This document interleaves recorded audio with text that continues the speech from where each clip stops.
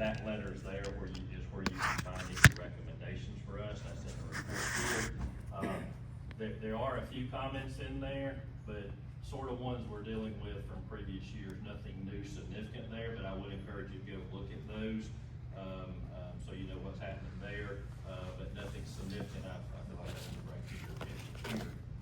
The next letter, report on compliance with internal controls and over major programs. We're required to look at internal controls and compliance with how you handle federal dollars, federal grant dollars that come in. That's why I refer to it as the single audit, okay? Anytime we have $750,000 or more, about to go to $1 million is that threshold, we have to have that extra layer of single audit. And then we also have to submit the financial report and fill out a packet that goes up to the federal clearinghouse to tell them how we handle that single audit. There were no problems with any federal dollars, no internal control issues, no non-compliance, anything like that, so that all looks good. This is just a few more slides here, talk about current reporting changes. We did implement 2 new GASB standards. Government Auditing Standards Board sets all the reporting requirements for governments throughout the country. Okay? All have to follow these in the reporting. One of them is accounting changes and error correction. We implemented that. That just tells us if we have an issue where we have to restate something in the prior year, we have to classify, what kind of change was it. And so that just clarifies that. And then GASB 101 was a biggie for both Gilmer and other governments. Has to do with compensated absences, fancy term for accrued leave time. Okay? Accrued leave time could be PTO, vacation, sick leave, other type of leave time that employees accrue as they go, and they accrue this balance. This balance has a dollar amount associated with that they can take in future periods. We've always had that to record, but they changed some of the guidelines, and we had to pick up, in most people's cases, and in Gilmer County's case, sick leave that we have not picked up in previous years, okay? That change added $412,301 to the county's liability for compensated absences, okay? Meaning the sick time hours times hourly rates is $1, which we didn't have to add to the liability, okay? So in most cases with our government clients, we're seeing that liability jump up substantially by this statement implementation. And then future reporting, we've got due in 2025, the year we're in now, GASB Statement 102, there's certain risk disclosures we may have to disclose depending on what's associated that with Gilmer. And then in 2026 after that, there's some significant reporting changes on how the financial statements will be presented and certain disclosures on how we handle in our capital assets. So I mentioned those mainly to you so you know what's coming and you know what Sandy and I work through as we're going through future years. It's never the same. Like there's always these are supposed to be improvements to the reporting, but that also requires extra time and hours that she has to put in learning those, and we work well with her to try to get those done. Okay. And then last slide there is just our contact information. We talk to Sandy a lot during the year, not just in their audit time as things come up. We want to make sure if there's something new that happens that we get that recorded appropriately on the front end so we don't have issues with it when we come in to do the audit. But I just say all that to say we're always available to you as well during the year. There's no extra charge for that if you need to reach out to us for anything that we can help with. And you did have a separate letter. This is just some required communication that we have to present to you as the governing body, our profession. There's nothing significant in there other than it talks about the implementation of those new GASB standards that I mentioned. Because we didn't have any difficulties in their audit, and I needed to let you know of anything to that nature. Any questions?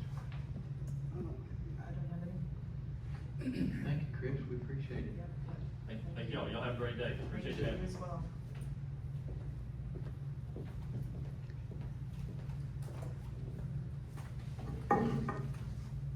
Okay. Update from Public Safety Director. Good morning. Fire and EMS is operating pretty much as status quo, pretty normal.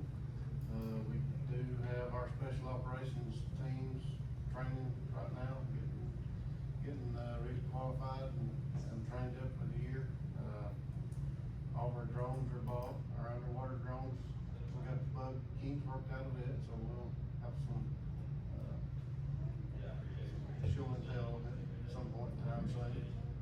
And that's about it for us.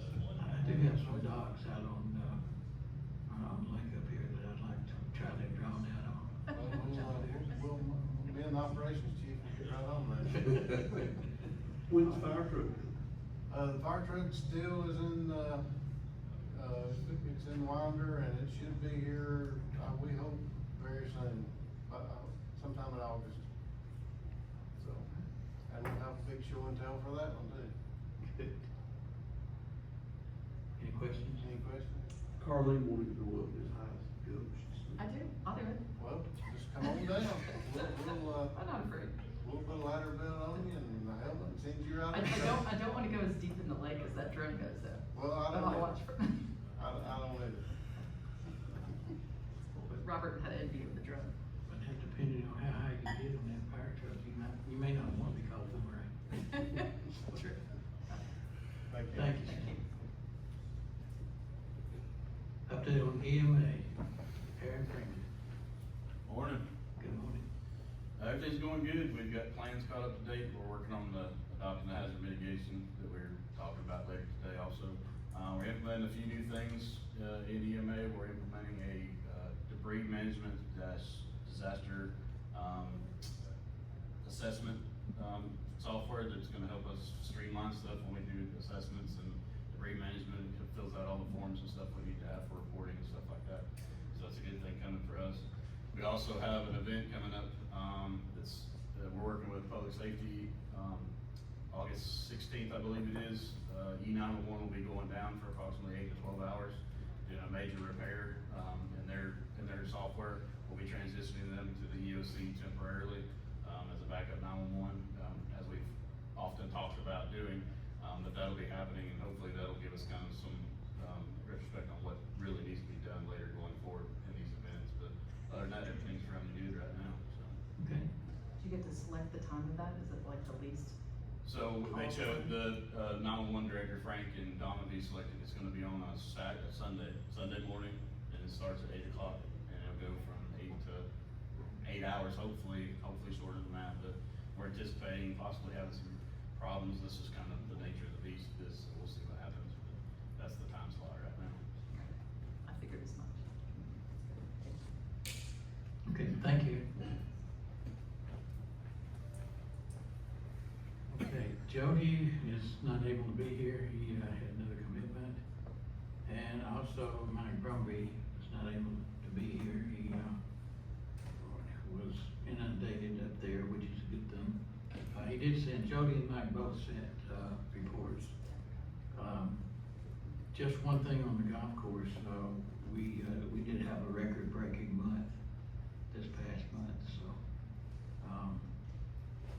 it's looking really good, and they're doing great, and actually making some profit at this point, so that works out for all of us.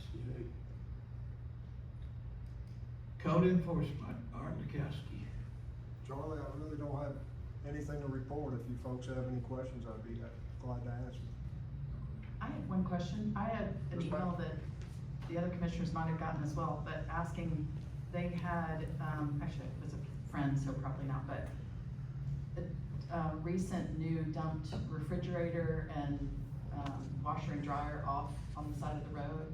I don't know who to tell them to call. I think it was a friend of mine, so probably not. I think they initially just went to me, but I wasn't sure if that's you, Art, before I gave them your number, or. Right, you always can. I mean, if we can pick it up, we will. Otherwise, Sheriff has an email detail, and they can get it if sometimes the road department gets it too, it depends what it is. Okay, and they were, They can call anytime. they didn't want them to keep dumping this friend and neighbor, so that's why I thought of you first, but before I Yeah, we can try it, but, sometimes there's, just can't. yeah, we work on it. I've got 18 active notices of violation now, 3 people coming to court, and it's mostly trash and money. It's always a fight. Sure. Well, But thank you. yes, give them my number, and they can call anytime. Okay, thanks, Art. Yes, ma'am. I'm good. Okay, thank you, Art. Yes, sir. Planning and zoning, Jim Smith. And then you can stay for the airport. What? Then you can stay up there for the airport. Yeah, then it's the airport. Good morning, everybody. I give you a report in writing, and you should have that, I hope, and has provided it to you. But, during the month of June, we issued 168 permits. 25 of those were new homes. We did 258 active permit inspections and 15 expired permit inspections. As I've told you, when I came back in 22, we had over 1,400. And we're about to work our way through that.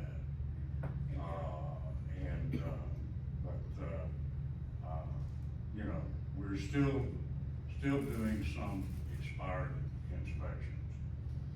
Subdivisions, approved for construction, we have 2 phases in Mountain Gate, that totals, 78 lots. Phase 4 in Shenandoah, which is 33 lots, of which you have received letter of credit for both the completion of the roads and also for the completion of the water. You've received letters of credit, totaling over $6 million, for that development. Cohutta View Phase 1, is 36 lots. That's Rogers Creek and Pleasant Gap. Nothing has really started there. And then Mountain Park at Blue Ridge, which is a development on Cherry Log Street, which is actually the renewal of an old subdivision. Work is beginning there. That's pretty well it for the subdivisions. You have on your agenda, the recommendation from the Planning Commission for, the rezonings, for this month.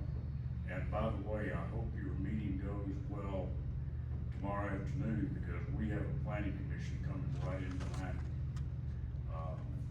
You're kind of weaseling in on Planning Commission territory.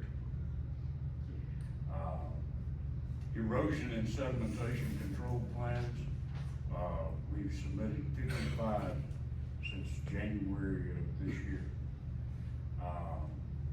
And that's pretty well it for, planning and zoning. I will tell you that, overall, and you can see the trend in the spreadsheet that I provide to you, that we're slightly behind what we were last year and the year previous to that. Things are slowing down, and they needed to slow down. Any questions that you might have about planning and zoning? Jim, I do, on this erosion control, have you heard back from all those? Do they pass? Any questions? Carlene, what we do, we have to submit those to the Georgia Soil and Water Conservation Commission in Athens. They have 35 days from the time they receive it to actually review it and disapprove or approve. I will say that the majority of those have now been received back, and, you know, but we're getting them every day. That number changes. When they're received back, they're approved? Well, they can be received back denied. Okay. Well, I was just wondering that. yeah, they go back to the design professional. We're the local issuing authority. And we can't issue a land disturbing permit until that erosion and sedimentation control plan is approved. Okay, great, Okay. good to hear, okay, Yeah. thank you.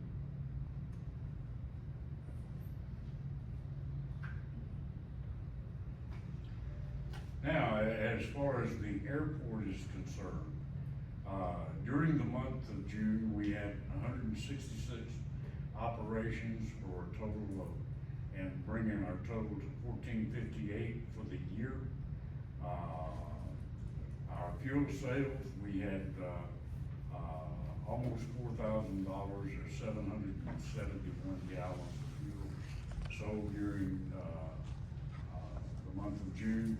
We also received, 5,000 gallons of fuel, from Titan Aviation Fuel. One of the things that I want to prepare you for, and, we're working on these things. We've got some problems with our 100 low lead, fuel dispensing facility. And yesterday, we had, technicians there, reviewing it, so, I'll be reporting to you. I'm hoping that, we can get that repaired, and it's not in the dispensing of the fuel, folks, except the, reel that, the hose winds up on. It's almost 20 years old and, needs to be replaced. And also our sumping system, which is the back end where we do our fuel testing, the sump pipe, we have rust inside that, and also our sump pump, is not working properly.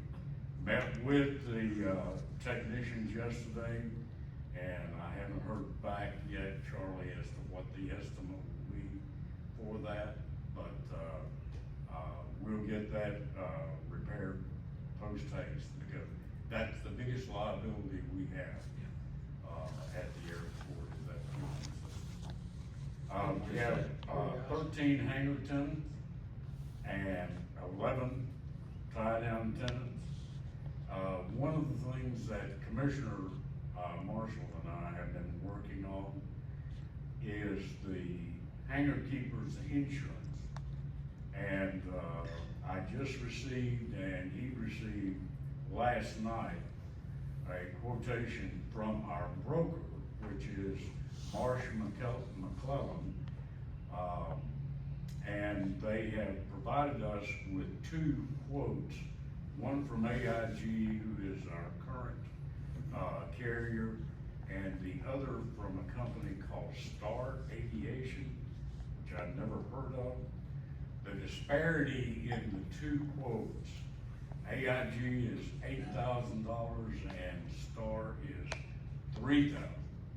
$5,000 spread, and that makes me suspicious. Because I've never heard of them, John's never heard of them. So we've got to do a little investigation and checking, but, we are gonna need probably a special call meeting, because the policy that we have today expires the 13th of August in the Johnson. So, and the problem, folks, was this, is that we had not, kept up with, our reporting, the value of the aircraft that we have, at the airport, that we have based there. these are things that we have to do every year. But thankfully, with John's help, we were able to go back, get all of that done, get that to them, and get the quotations. But, it's been a challenge, hasn't it, John? Thank you for staying on top of it. Y'all probably remember, we won't put this, with common expiration date of July 1st with our others, and Jim is frantically working toward that. If we could get them to come along with us, it'd be great. But we will need to have a special call, because our workshop meeting is on the 13th next month, so if it was one day, later, we'd be all right. But anyway, we're gonna have to have a special call to approve that. I won't compare those two quotes. I think it's up to you all to decide as to when you can meet, and we've gotta get you better information, right now than what we have. All I have, so. Did we fix the birds and the, The birds, we're still working toward that. I have met with two contractors, I'm meeting with another contractor, and then we will develop, based on those meetings, develop the specifications and send them out to those three contractors. So, but the birds are not there now, See, Carlene. I- The migratory season is over. No. The starlings are migratory birds. all right, but they'll return. Yeah, Mhm. yeah. It's on my list of things to do. Okay. Thank you. All right. Thank you, Jim. Facilities and maintenance, Eric Clifford. Good morning, everybody.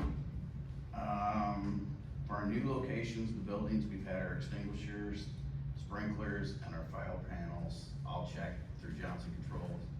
I mentioned it to Charlie, the fire panel in 822, the main building over there, is either gonna have to be upgraded or replaced because it is not clearing.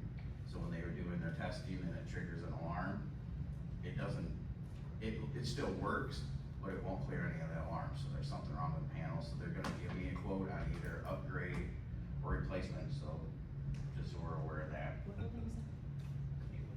Okay. building. The roof is being replaced right now as we speak on the community center. They have taken the flat spots off of those roofs, and they're actually building peaks on them. They're not flat roofing or anything anymore. It was a big problem when they cut the rubber roofing off of the other, they had water stored underneath of it, so it poured into the building, so we have some tiles to replace and stuff, but that won't be a problem anymore, cause it'll have peaked roof on there, so, those guys are working on that. Art didn't mention, I don't know if Art's still here, they're getting ready to start work on the third floor over there. Otis is actually there, I know we were talking about the elevator, he should be there right now to work on getting that, so the main elevator will go to the third floor. The flooring and paint work, where health department and everything's going, all that looks like it's been done, the walls have been painted, so, that should be good. The health department, last I talked to them, to Crystal, they're planning on moving in August 13th, so it should be, Are we ready for the move at this point?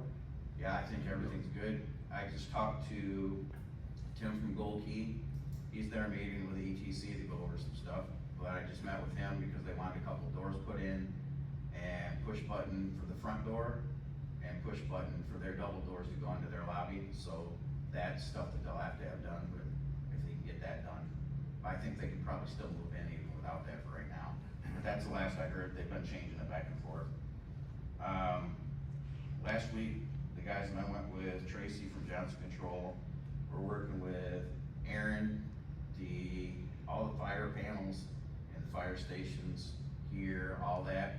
The maintenance department used to take care of courthouse and the library. That's the only fire panels, sprinklers, all that. That was under the maintenance department. The park and rec would take care of theirs, fire department had theirs and all that. So we're talking to him, it's just easier for us to take all that and lump it into one thing and put it under the maintenance department. So next year we budget, however that's budgeted out between everybody, we'll have to take that and put it back into maintenance, and then my department will handle all inspections, sprinkler inspections and everything for all the buildings that have that in account, instead of having, and what we realized going through there, there were 6 different places that we went, and there's like hoods that haven't been inspected in a long time and stuff like that. So that'll all be taken care of, and we won't have 5 or 6 different departments taking care of it, it'll just be under one department. So I'm waiting on a quote for her for that. Eric, will that include fire extinguishers? Yep. Okay. Yep, and I think, I'll talk with Aaron about it, but Aaron had told us that what they were doing for fire extinguishers at the fire department, well, no, it wasn't you that I talked to, it was Jeff Griggs that does the inspections. The fire department will gather all their extinguishers up, and they take them to Station 1, and he inspects them there instead of going to 14 different fire stations, and then they take them and put them back out there, so. We've just noticed when we were doing our inspections that there's things that seem like they're getting missed, and it just seems like it'd be easier to put it in one place and not have a bunch of people dealing with it, and just having one. So that you know, and Aaron knows, the guys have been out working on the list, we've been doing inspections with Aaron and Al, Patrick and myself, going for safety inspections to different locations. So the list that Aaron gets us back from them, we've been going out and starting to knock things off on there that need to be taken care of for, that's ACCG, right? So it's for the ACCG inspections and all that, so we're trying to knock things out that have been missed, so we can get those, good for the inspections. We took the deck off of the back of Highland Rivers, we had the state inspector there, it seems like every year it deteriorates a little more, so we replace it, and I had Art come out and looked at it with me. We thought the best thing is just to rip it down. I guess it was put there, used to be a daycare center, I think, and they said it was back there from that, so it's been there that whole time, and it's past its life, and they don't use it, it's just a fire escape, so fire inspector said, look, either fix it or get rid of it, so it was just easier instead of nickel and diming every year to just get rid of it, so that's gone, that should be taken care of. As I kinda mentioned, we're getting quotes from ETC and Johnson Control for, security access for the new buildings, badge swipers, doors, cameras, stuff like that. I've already met with ETC, and I'm meeting this afternoon with Johnson Control, so they'll be over to do that, so we can compare quotes with them. I'm looking into companies, if anybody has ideas on signs for the new building, like manufacturers for signs. I've looked at it, went through with Andrew, we've got places we can put them, I know that the dimensions we can have, location, all that, we just need to, we've got an idea of what we want, I just need to come up with places to build signs, I don't have any clue where those are. And as you can kinda see here, there's gonna be a lot of work going on in courtroom B, C, D, and here in the jury assembly room. If you remember last year, they did a bunch of AV and tech work in courtrooms A and B. They got another grant, so they're gonna do B, C, D, and in here. So this will eventually, I don't, if you know this, I don't know if you know it or not, this will eventually be set up so that you can use it for a courtroom. So this, that's marked out, will be tables like they have in the courtrooms that will be, stay there permanently for prosecution and defense. And then they'll have everything, they're gonna have TVs set up, they'll have a new screen, that screen's coming out, projectors coming out, it'll have all new AV and everything, and this will be set up as for a courtroom. So, that's the plan, through those 4. Did you, again, you're moving some of that over to the community center that you're not needing anymore? There is stuff that I think would benefit the community center. The courtroom D has a lot of wireless, like handheld microphones that they've got at the benches and the tables. The speaker system, mixing boards, power amps and all that, we put it in maybe a year and a half ago. Kevin came in and helped us. We put all that in, that we can all get out because he said it was spent, the county money spent it. So we could use all that if that's where we wanted to take it over there and have it put in there, and we wouldn't have to worry about just letting it set. It would be a good use over there. And then just a little bit with housekeeping, we've got a full-time housekeeper hired for here, and we've got interviews tomorrow to get a full-time hired for the new building. And Cheryl has been over there probably the last week, and she's doing deep cleaning, getting it ready for the health department to move in, and the areas outside of just normal cleaning, so she can try to get it cleaned up, so when people move in, it's ready for everybody to get there. That's all I got. No questions?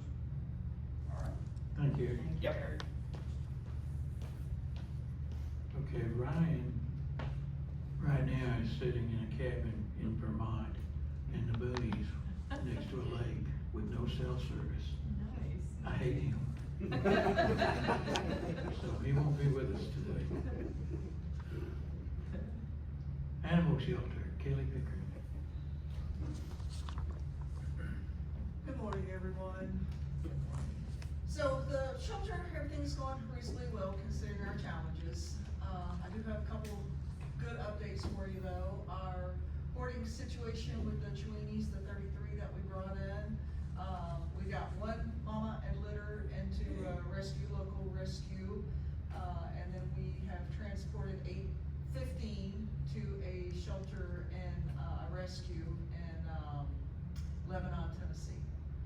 New lease on life, and they are thriving. They send us updates all the time, so we're hoping to continue a relationship with them. We have 3 more puppies that we're gonna definitely be taking to them in probably another week or so. They were symptomatic, showing some possible parvo symptoms, you know, they were testing negative, but we were still like, yeah, you know, let's just hold off, and they were like, they're fine with that, and if a couple weeks goes by and we're out of the period of where they could pop positive, then they'll take them, so I'm hoping they'll take those 3, they're definitely gonna take those 3 and hopefully a few more by that point.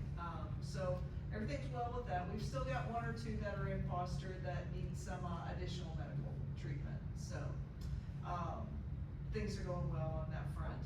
And I think to everyone, especially my relief, our situation at Whitestone is resolved. I don't know if you heard, but they have relocated. They are now in Jasper County. So I thank them for, you know, being persistent in finding proper place for their mission, and thank them for caring and taking care of the dogs and continuing to run the rescue. So that worked out positive for everybody, I think. And the only other thing I really have is Freedom for Fido. I took that back to EPUN with the volunteers, and we've spoken about it. I've got a lot of people traveling right now, summer vacations. There's some interest. A few volunteers have said we're spreading that. We love it, we'll spread the word, but we just can't get involved in another project right now. So as much as I hate to, I think I'm gonna go to Facebook and ask for volunteers for Freedom for Fido, and, you know, try to persist down that road. So, I mean, it's a great cause. Hopefully we can get a second set of volunteers out there for this. So, I'm not familiar. For those who are not familiar with Freedom for Fido, it's a group, volunteer group. What they do is they come in and build fences at no cost to the property owner. Oh, gotcha. In situations where they've got dogs that are chained up, that are out there on a chain, so that the dogs don't have to live their lives on a chain. Gotcha. They do that in Fannin, correct? they do. They Right. started in They're from Fannin. I think Fannin. they expanded into Union County. Am I right with Yep. that? And are willing to, you know, open up a chapter in LJ, but it is 100% volunteer driven. So we can get the people. They've got the materials. Gotcha. Thank you for that. I remembered, but I forgot. Any questions for me? Thank you, Kelly. Okay, thank You you. still gonna meet with her, or? Oh, yeah, the you do 29th? Yeah, I believe it's 29th. Is that all group meeting or just you? That could be all of us. I've got to look at my calendar. Yeah. But, I'm pretty sure that's it's the one that 29th. was scheduled, and it was, said that it would work out that we could all be there. So, I haven't seen it yet, but I was gonna send you a notification. Okay. I'll see what it's in there. Okay. And I do have one of the board members from EPUN that's trying to work her schedule out to join us. A couple other ones that I had invited, their schedules just are prohibitive. But one of them thinks that she can make it work, so. Got some ideas, they've got some ideas, run that by Ryan and see what he thinks he can do. Okay, what was that time tentatively? I know you haven't told me, but I need to put it on my calendar. I think it was 2 o'clock on the 29th. Okay. It's the same day as the department head meeting. 2, I believe it's 2. Okay. You got my calendar in front of me, I can't. Yeah, I don't Okay. either, but I can let you know. Obviously. Yes. You know, so you know, Okay, perfect. all right. Thank you, Kelly. Thank you, Kelly.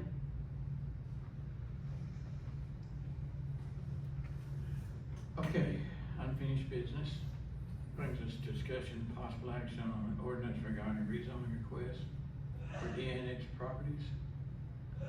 We're in a 12-month moratorium on new rezoning for de-annexing. It takes 3 months to get anything done, so I don't know if y'all want to address this now or, do that at some future time. I, of course, am going to be pushing for an ordinance that says there simply will be no rezoning for 12 months for properties that are de-annexed. But, there may be options, and if y'all want to consider that further and delay it, that's whatever y'all want to do. I do know that Karen Henson is actually compiling a list of revisions that may be necessary to the land development plan. Rather than a standalone ordinance, I'd probably suggest to build that into that, those revisions. Just have a section in there discussing that, because that typically is a land. Yeah. land. Well, this is not real time sensitive, so why don't we push that out to August, and we have to, we push it out to September. Okay. Okay.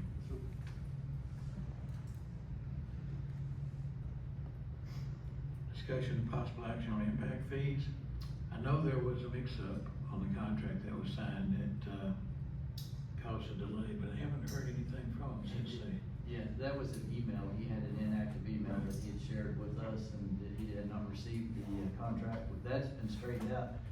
Bill is actually out of the country until July the 25th. I talked to him before, probably a couple weeks ago, and he would like to be available, or he would be available to meet with y'all in August to Okay. discuss that. So if that's something that y'all wanna do in a standalone meeting, which probably would be my suggestion, I can coordinate with him to get a date or two for him that he's available, and see if that works with y'all's schedule. Well, I believe I heard that we're gonna have to have a special call in, a few days before our regular meeting.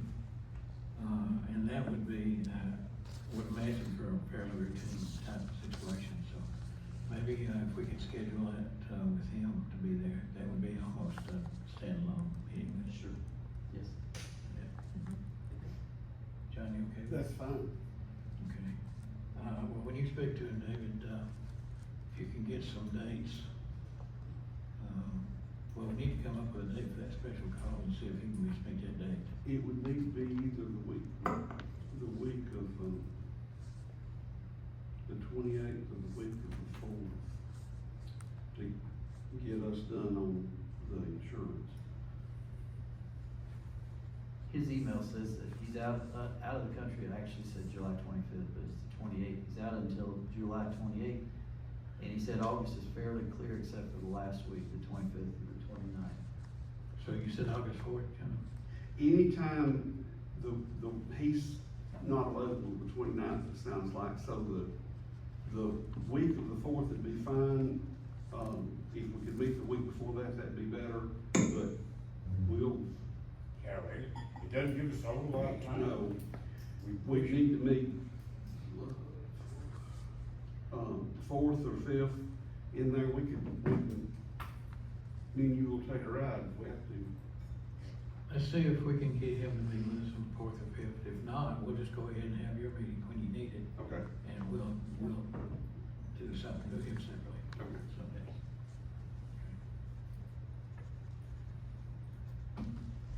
All right. Discussion and possible action on reduced rates for permits related to agricultural. Jim, I know you're not enthusiastic about Well, this. but Charlie, I just have one question, about it. I want, and I pointed out to you all that, I present these to you every year, to go into place in January. And it's your call.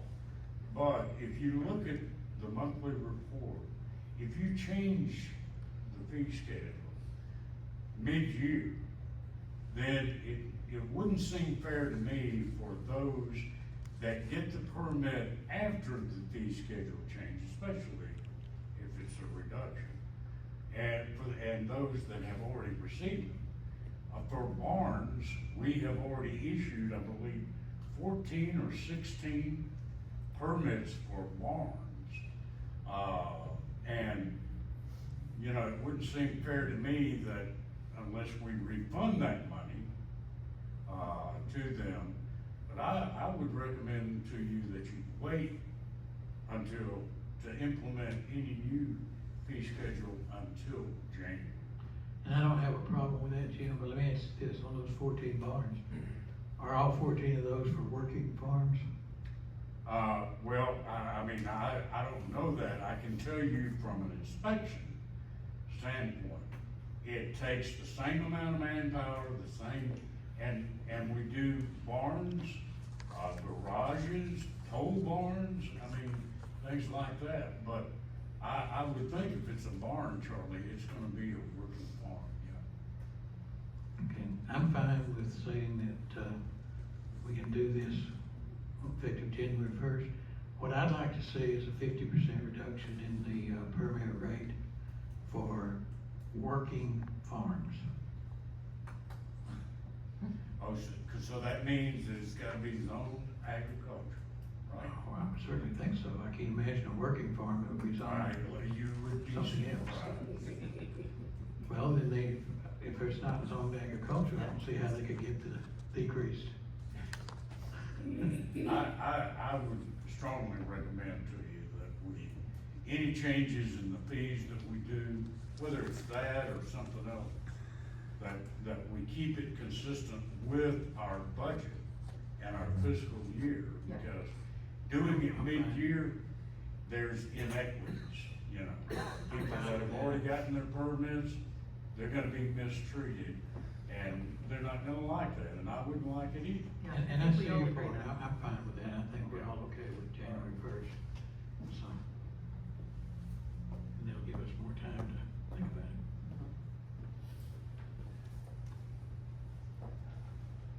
Discussion and possible action on intergovernmental agreement with Water and Sewer Authority. One thing that I want to comment on that is, we received recently, a diagram showing, 10 additional parking spaces being placed there. What I would like to do, I'm trying to get in touch with Melanie Dallas, who is the CEO of Highland Rivers, just to, as a courtesy, to send her that and say, look, here's what we're looking to do, and see if she has any problems with it. Now, if I'm continue to be unsuccessful in getting in touch with her, we just have to move forward with it, but, I'd like to try to give her a heads up before we make a decision like that. Now, that aside, is there anything else that we need to discuss? Okay.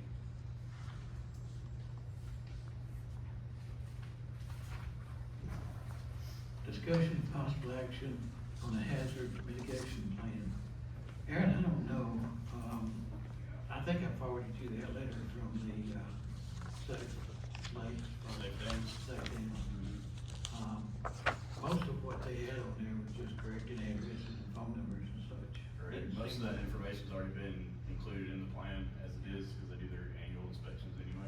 So that's part of the critical facility infrastructure. So the corrections that they made, that they asked for, have they already been made in the proposed plan? I'll check with Jason Hurd, but I'm pretty sure that information is on their end, not so much our end, who we. But we'll have to include it though in our plan, right? Should, yes, I'll double check on that. Okay. What I am going to ask for tomorrow, keep on saying more night, maybe it's not this time. There is some urgency to this. These are all very minor things, correcting old telephone numbers, old addresses, that sort of thing. I'm pretty sure, I don't know if I sent y'all or not, it was so big, I think the opinion was coming. She said separately. Yeah, I tried sending it, but I couldn't get it to go through, it was too big. Yeah, Anyway. You got a final draft 3 days ago. I got the actual final draft Okay. from it, So so you what- have a copy of that. What I'm going to to ask for is approval to sign off on that, with the corrected phone numbers and address changes and such made. So if they'll give y'all, if you wanna look it over and see if there's any problems with that before. It's 300 pages, so. Yes, that's a big day. It has to come into But the two separate changes that emails they're with all the suggesting, sentences and, stuff like that. I give it to you, that's no big deal. Wouldn't be, all 300 pages. If it's mostly housekeeping, I'm great with that. It was old telephone numbers, putting in the new ones, old addresses, changing your contact from somebody that's not there, that kind of thing. So, okay, I'm sorry, go ahead. You're fine. You're good. So that's all, I mean, that's all needed, other than those changes right there. We did some minor changes a couple weeks ago. Jason Kirk, he had some pictures wrong, and I emailed him, I was like, hey, this is not our stuff, you need to correct this stuff right here, so he did that, so that shouldn't be an issue once we get that done. We'll email the final over and Okay. from there. All right, sounds good, I appreciate it.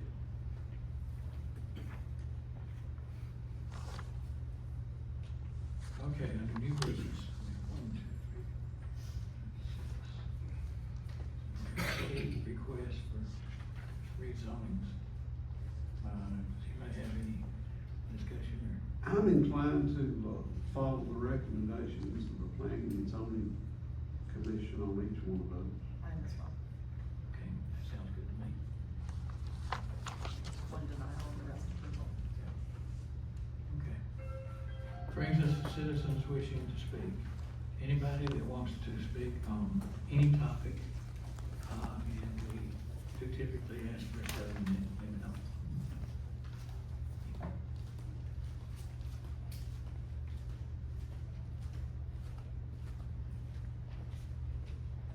Hi, Kimberly Reckless, a concerned Gilmer County citizen. Last month I sent the three of you, commissioners, a letter regarding, a contract that you all had agreed that you were going to advertise for, specifically for, cybersecurity for Gilmer County, and it's and then extending obviously out to the citizens of Gilmer County. During that meeting, you mentioned Sentinel-1 and Silent. And in the email that I sent to you all, it delineates an executive order from the President of the United States with regard to Sentinel-1 and the vulnerabilities and the investigation ongoing. Specifically for their social media censorship and elections meddling. The partnership between the owner of Sentinel-1, Chris Krebs, and Facebook is very well known, and we are seeing them in a rural county is a concern for me. And I'm sure it's a concern for all of Gilmer County citizens, and I hope it's a concern for you all as well. As I didn't understand at the time that Silent had been in partnership with Sentinel-1, and Sentinel-1 had been in our government systems, cyber systems, for over a year.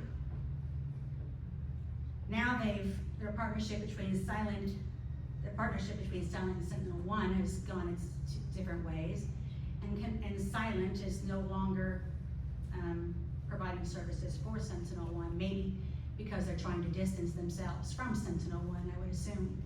Now, whether that was known by this. That is an assumption, though. It is an assumption, but I would be a safe assumption because it looks like all of the rats are jumping ship. Nobody wants to partner with somebody under DOJ investigation, and I don't think that's a reach. Now they're in our systems. Now we've got a corporation under federal investigation in our cybersecurity systems. And that entity, Sentinel-1, is looking to partnership, or has partnership to some extent, with ETC, our local telephone company. Now, why ETC would interject itself into a partnership with as a third party, when it provides really no services, is really a concerning question for me. And maybe you all can answer some of those questions. But I'm yet to see a contract that I've requested, or any document showing any of the, what they have access to. Can they impact our election outcomes?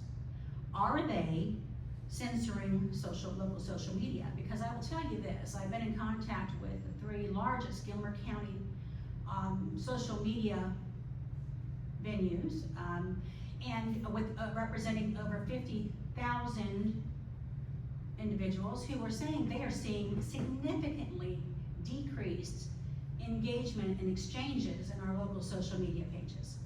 Now, whether that is a result of meddling or censorship in social media by SentinelOne or not, I can't say, but the question is there, right?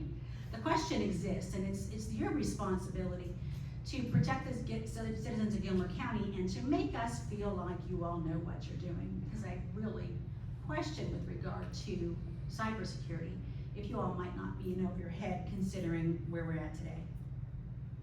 We do have a separate issue on the agenda for SentinelOne. And hopefully that discussion will answer some of your questions. Let me say this though. In terms of social media seeing fewer responses and such, I don't doubt it. I hardly ever go on social media anymore. In fact, the only time, unfortunately, my wife still does, and every now and then she'll slap me on the back of the head and say, "You need to see this." Typically, whenever I read it, it'll get me fuming a little bit, whatever it is, but I know to walk away, because without fail, no matter how inaccurate a post is, if I come in and say, "Look, I'm sorry, but this is not right, here's the facts," that turns into unbelievable venom. And I don't do it anymore.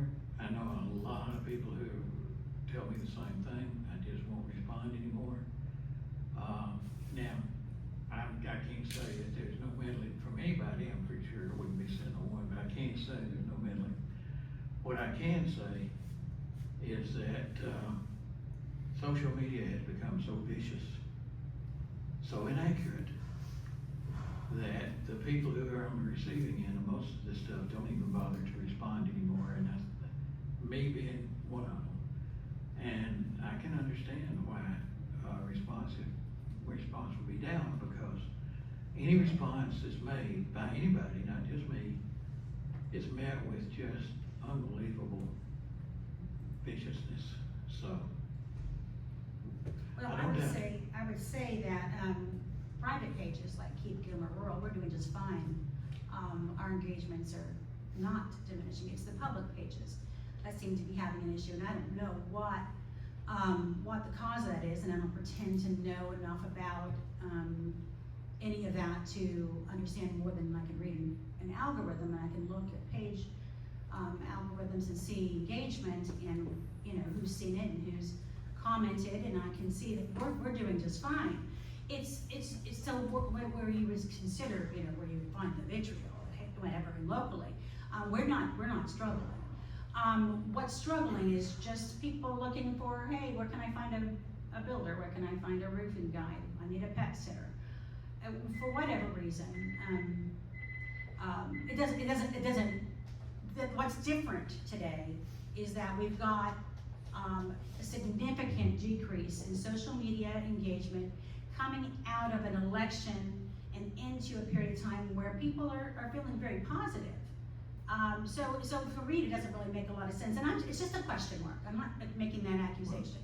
I'm saying that there are some observations locally that do make a citizen wonder what involvement, what impact SentinelOne may have locally. And then again, the question of elections.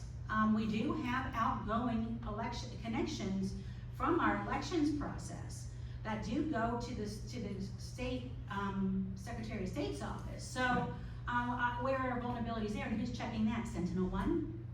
You understand what I'm getting at? I do, but that's real reach. We're gonna be having a discussion on Sentinel-1, and, I'll be happy to let you weigh in on any of that, so, Thank you. yes, ma'am. And I'll just let you know, I did not get an email from you. I thought I got an email from Diane, but I didn't get one from you. I sent one, but whether it went through or not, I don't know. I didn't get it. Did you get it? I got one from Diane, but I didn't get one. I got one from Diane. I'll send a confirmation to you, Chairman. Thank you. Anybody else? Yes, sir. Good morning, my name is Mark Silver, my wife and I are, full-time residents of Gilmer County. We have a main residence, as well as we bought another home in our neighborhood, to turn into a long-term rental to prevent it from becoming short-term. The short-term rentals have been a thorn in the side of so many people in Gilmer County, and many of us, including our HOA, our neighbors, other full-time residents and taxpayers, were extremely excited about the short-term ordinance. Many of us showed up here for meetings. Many of us have talked to individuals here, Mr. Smith. So we literally counted down the days to July 1. As I rode through our neighborhood of 67 homes that now has 17 short-term rentals, I couldn't find a single one that had 911 signage. If they had it at all, it was not compliant with the ordinance. Additionally, 6 of those 17 are within 250 feet of our property line. I received 0 good neighbor letters. So I reached out to the commissioner's office and was transferred to Ms. Dockery, gave her the information on those, but she said, we're not in charge of that, we just do the permits. So I sent a letter an email to Mr. Smith, copied you, Mr. Paris, on it. I got no reply. I sent a second, I got no reply. So my wife and I came downtown on Monday. We were absolutely flabbergasted when we were told there was no enforcement in place for this ordinance. Nobody could tell us who to call. The only thing they could say was, well, you can call 911 for the sheriff, and I'm going, I'm not wasting their time over somebody that's parked in the street at a short-term rental, or that's having a loud party at a short-term rental. So my question to you is, what is the plan for enforcement? Or is this ordinance just lip service? Nobody in the rentals in our neighborhood is even coming close to complying. I have no idea if they've had the safety inspections, if they have the proper equipment, if they have the rules. All I can look at is the things that are exterior, like the signage, like the good neighbor letter, like, it's just crazy. I just don't understand it. So can you please explain to me, there's nothing online, anywhere for me to call to complain. I've attempted to get answers, and there's nothing there. I haven't seen anything on this, the short-term rental board that's supposed to be in place. There was some discussion at some time about having 2 marshals to enforce it. There's nobody to enforce this ordinance. So it has absolutely no teeth. And I gotta believe in our neighborhood, just the ones that I don't think are in your database, just the bed tax and licensing alone from our neighborhood could easily pay for an enforcement officer or an enforcement office. Now you multiply that by the probably 1,000 or more that are out there that you don't know about. And this is serious money that the county is losing. I do remember your email, Mr. Silver, and the reason you don't have a response from me yet is because I didn't have an answer yet to the questions you were asking, and it's something I needed to check into. And I'm still doing that. One thing that I will say is this went into effect on July 1st, and this is a massive effort for us. I think it would not be uncommon for something of this size and complexity when it first goes in to experience some problems that have to be corrected along the way. I'd be surprised if there wasn't some of that. Now, if I recall the ordinance,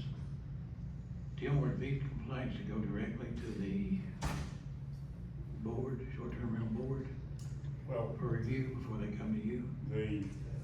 What actually happened, Charlie, the last meeting, the 18 items that are listed that Mr. Silver is referring to, enforcement was taken out, and the actual owner, all they have to do today is initial that they have complied, and with that, they would be issued a host license.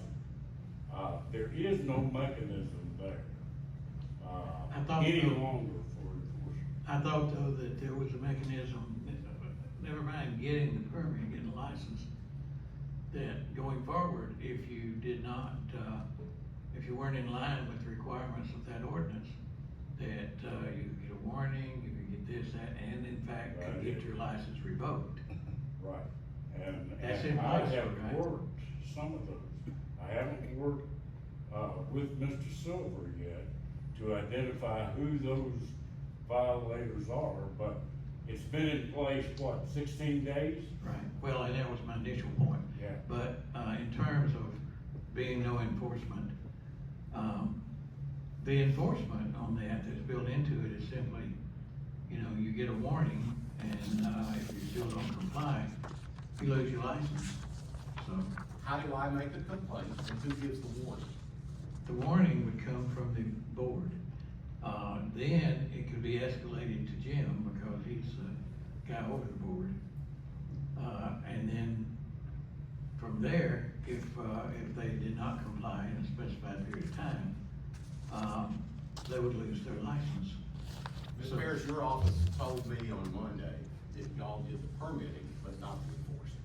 That you had nothing to do with the enforcing, and that I needed to talk to. That's probably true for Board of Commissioners, but that doesn't mean there's no enforcement built into it. The enforcement that's built into it is through that's the primary purpose of the short-term rental board, to address those type of complaints.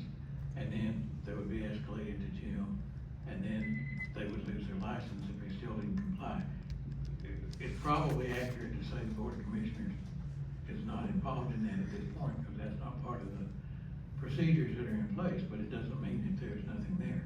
There's nothing on the Gilmer County website giving me any direction on who to contact for that. Okay, we'll correct that. And, I need to know how to take care of these things. And as to your point of, yeah, it's a big undertaking, and I understand that.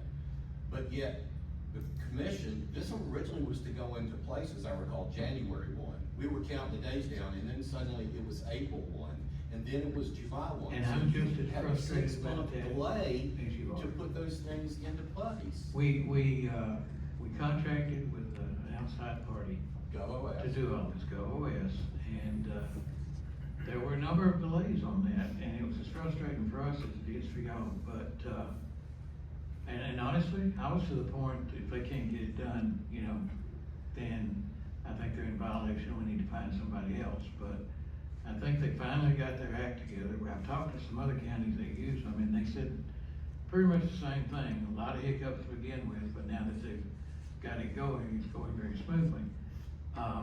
To Jim's point, it's been 16 days, and to your point, it's been 6 months and 16 days, but still, in terms of us, what we can do, we're 16 days into this at this point. Your complaints are very legitimate and very valid. The point that you don't know who to call, totally unacceptable, we'll get that taken care of. The people that are in your community who are not doing the contacts and the signs and so forth, we'll get you a number, you just give us their names, we'll take care of it. Now, we're not gonna go around to 1,800 sites to see if everybody's in compliance. We'll rely on the neighbors to call and tell us, and I have no doubt they will. Well, I've already provided 16 of the addresses, and the 17th went into effect this past weekend. Okay, well, And go I've give us, gotten nothing on it. I don't know if, are they licensed? If these people are actually just thumbing their nose at the county government I think and it's- not complying I think with it's too soon. this, It's why too are they soon. being allowed to rent? I know, it's too soon to say they're thumbing their nose. We don't know what their situation is, whether they having problems complying or not, we need to check into that. Some of them probably are thumbing their nose, and if they continue to do it, the end result of that will be they'll lose their license. But, If they have one. well, if they don't have one, that's a whole nother thing. Everybody that we've identified, you know, has to have a license. Now, are there people out there doing it without our knowing it? Very possibly. We're doing everything we can, and that was part of the idea with GovOS, was they were saying they could help us identify people who are kind of on their own and not going through any agency or anything. I have had some experience with people trying to sideline that. In my community, we don't allow short-term rentals. The house next to mine was purchased by somebody out of California who started renting it out short-term. Every time we would question about it, no, that's not a short-term rental, that's just some buddies of mine, I'm letting stay there. We couldn't find anything on any of the agencies to pin anything on it. Took us over a year. Finally found something, had one of our folks do a rental, and they received something back saying, if anybody asks, you just tell them that you're a friend. So we told him, you know, $100 a day until this stops. He put his house up for sale. Good outcome. Point being, if somebody's trying to stay under the radar and they're not using the traditional methods, it's really tough to ferret them out. Even when you know they're doing it. I knew from day one. I knew from the day I drove into my driveway and there was a carload of Hispanics there saying, we rented this place. And I said, no, you rented that place. Of the 17, probably 12 are with either Vacazi, Safiri, or probably, I think we have 8 or 9 with Southern Comfort in Blue Ridge. I mean, if you're a short-term rental group like, especially local, they should know about all this. There's no excuses. Our HOA, unfortunately, we can't change our covenants. And we've identified hundreds from what we really thought since we started this. Yeah. Now, if we've missed a few, you know, that's gonna happen and we're gonna try to identify them. But we have literally identified hundreds of people who were, under the radar, so to speak. This is not gonna be perfection, and we're not perfect. I'm not asking for perfection, I sir. understand. I'm just asking for basic enforcement, for basic But what you're communication asking for- with the community. Okay, but what you're asking for is everything to click in place and run flawlessly from day one. That very seldom happens.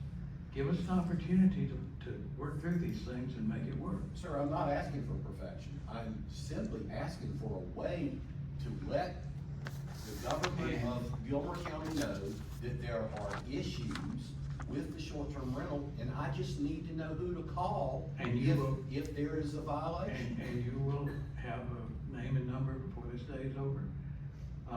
We have contact information for you. Well, I've got your card, Mr. Smith, and I've sent you 2 emails. So I don't know what else. The emails, but. I you came told to me your on the office. Okay. I came to your office Monday and they took my phone number and I've not received a call back. Okay, before this day is over, he will have a name and number. Yeah.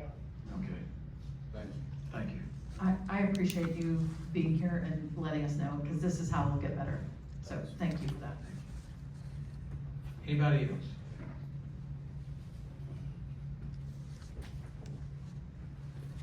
What neighborhood are you in? Goose Island.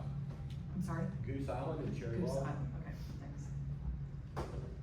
I'm Mary Abernathy, member of the Short-Term Rentals Board, and I would be more than happy to work with Mr. Smith and set up a channel by which someone can follow up, because I am available to make telephone calls, I'm available to have questions asked, I'm available to collaborate with Mr. Smith, and there is a person now out there who's willing to make sure, because I was sitting on go thinking the board should have met before July 1, which we haven't, but that will, I'm sure that will come now that there are reasons for the board to be meeting. I think that they should have met before July 1 anyway, and they need to go ahead and do that regardless. And I'm willing to collaborate with Mr. Smith and get that set up and help in any way possible to streamline processes so that you have someone to call and someone to answer. So, I'm just telling everybody here that I was appointed to that board, and I'm willing to work, Okay. and I'm willing to call folks and take guidance from Jim Do you have- and you. Do you have, contact information for the rest of the board? No, I do not. Matter of fact, I know who the rest of the board is from these meetings. Can we get that to her? I don't have it myself.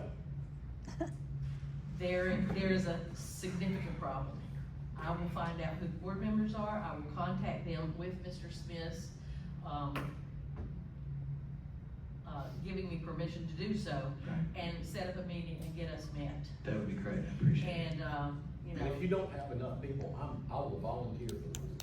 Okay, well, I think the board is well established, the board has We've five already members. got the Yeah, board, the board's well established as far as appointments and people to serve. So I don't mind taking that on because, Mr. Smith is, his bandwidth is being challenged, I promise you, with the airport and planning and zoning for the whole county. You're So- right, it is. And I appreciate everything he does, I mean, I truly do. So, I'll come alongside there and just wanted to say that. I wasn't gonna say anything today, but, that's a crucial thing that needs Yeah. attention, and I'll be willing to help do that. Thank you, I appreciate that. Thank you so much for being And, willing. I'll leave my telephone number with, Sandy. Okay, good, thank you. Anybody else? Okay.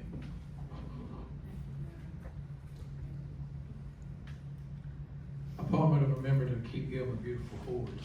Did we ever get anybody that was? The Keep Gilmer Beautiful Board did not meet last month.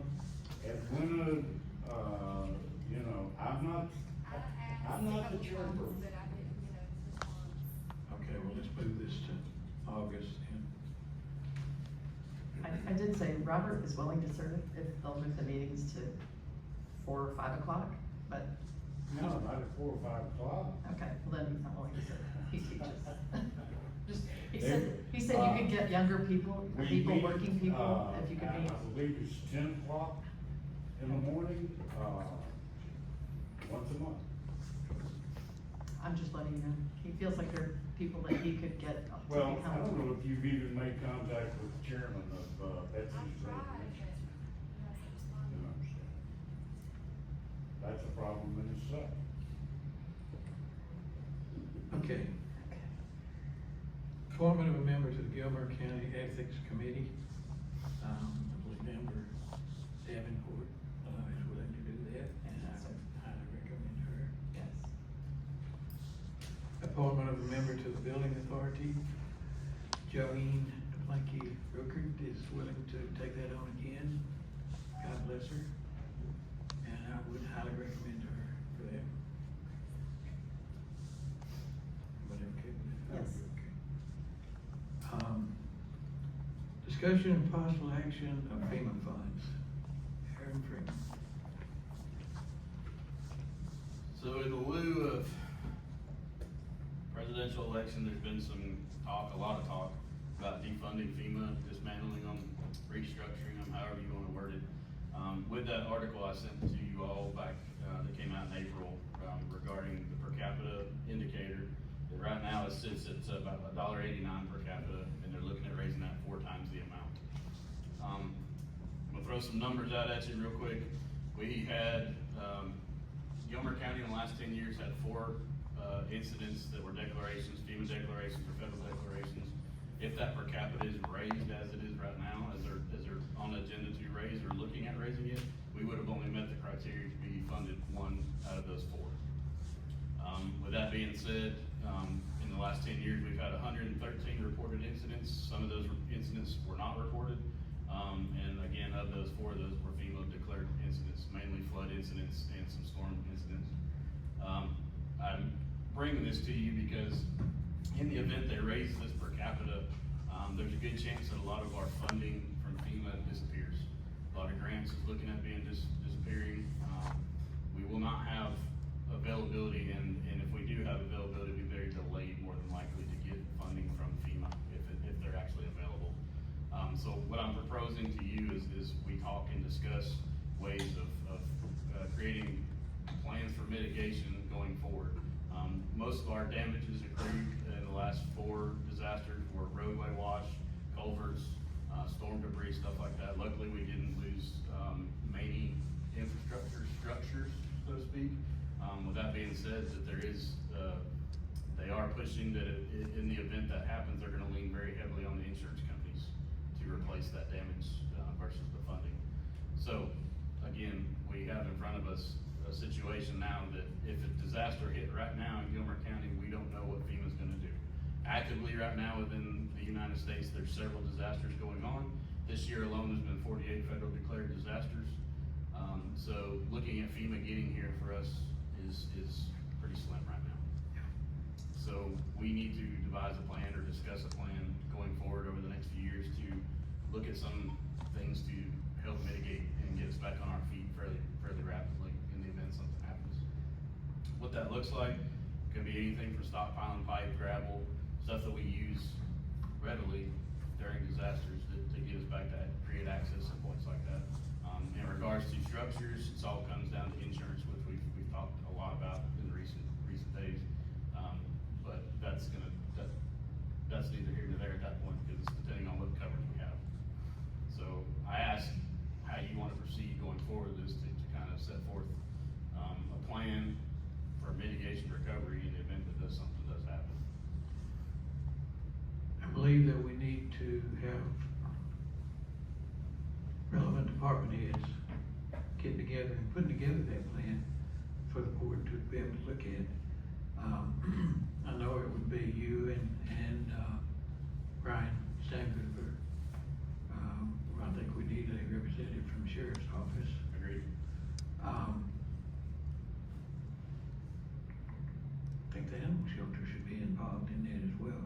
All the department heads in the county really need to be involved, Yeah. because ultimately if something happens, it's gonna affect every one of the department heads. Okay, then I think probably the way to go would be when we have our monthly department head meetings. I typically look for about an hour or so for those meetings. I'll allocate 2 hours, and let's say the first hour of that, well, the second hour of that will be dedicated to trying to come up with this plan from among the department heads there. Okay. So, Sounds good to me. okay, Appreciate you we'll being go with attentive to that. it. It's a major issue, it's gonna get worse. Right. We don't know what the state's gonna do either. No. The state has $800 and something million set aside annually for recovery, but you gotta take in a lot, how much the state does agriculturally, and a lot of that money's gonna go to agriculture. Well, I think the point of this plan would be to come up with some sort of self-sufficiency that, with an assumption that the feds and the state aren't gonna do anything, and what do we need to do to mitigate this? It's something that needs to be kept on hand, and if we use it, great, but we need to replace it, but going forward, it needs to be available for us in the event it does happen.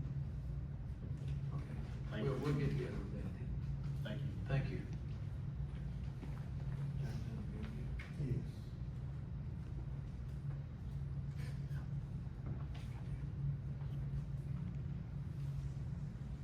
Discussion and possible action of changing the December 2025 regular meeting date.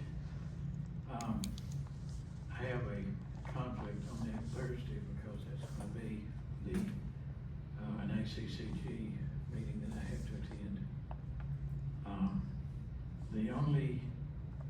The first available date, I think, after that would make sense would be, following Monday. I believe that's December 15th. 15th. Okay. So I wanted to see if that would work for y'all for the new meeting date. The work session on the 15th and the regular meeting on the 16th. Actually, the work session can remain, on the Wednesday. On the 10th. The 10th. It's only the, regular meeting where the conflict is. Okay, that's fine. Okay.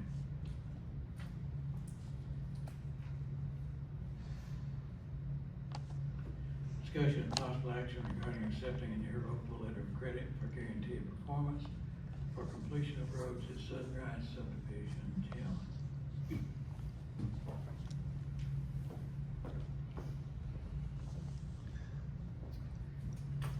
This is Sunrise Mountain is one of the subdivisions that I reported to you earlier about. Phase one of that development, the developer, has submitted a letter of credit to the county attorney. What our ordinance allows for is the roads have to be completed except for the paving. We have inspected the roads, Public Works has inspected the roads. The letter of credit has, been submitted, to allow for the final plat to be approved. And I think it's for a year, isn't it, David? They would be given a year to actually pave the roads. And everything is in order, and I would recommend that you, accept the, letter of credit. Any questions? Okay, thank you, Jim. I might as well stay there though. Discussion of possible action authorizing the release of a subdivision bond for guarantee of performance for completion of Appalachia on Tails Creek subdivision. Now, this is the culmination of a bond that was submitted, to us a year ago, for Appalachian at Tails Creek. The final plat was approved with the bond, and this was a bond, not a letter of credit. The developer has completed the paving of the roads. I've inspected it, the, Public Works Department has inspected it, and we recommend the release of the bond.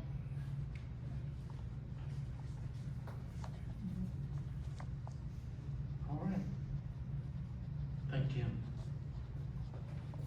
Discussion and possible action on budget amendments, Sandy.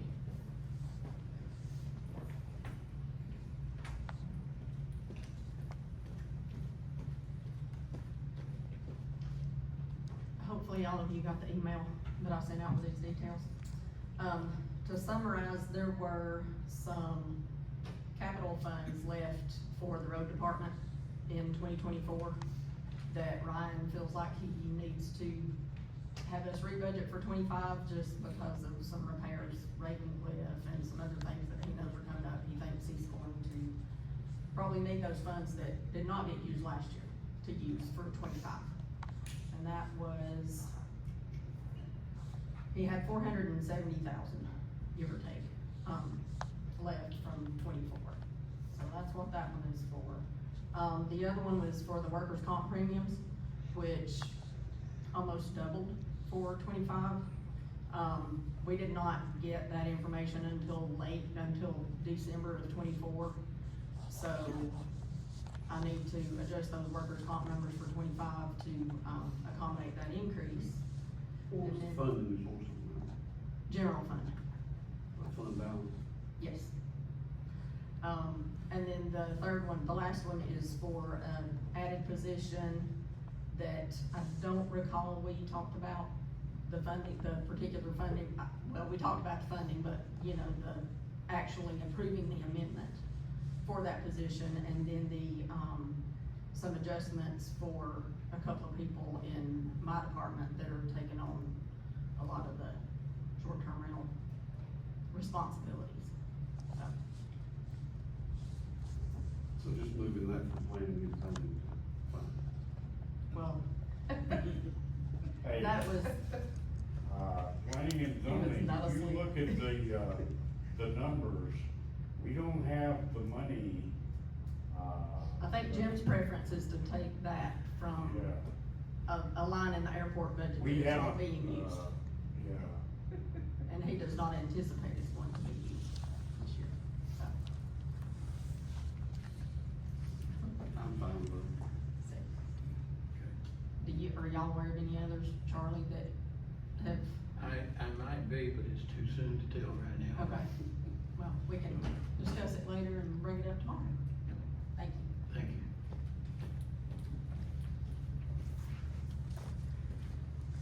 Adoption of first reader of amendments to the outdoor lighting and glare standards ordinance. Any questions on that? I'm good. discussion and possible action on security software installation and monitoring. Okay, this is the Sentinel-1 part.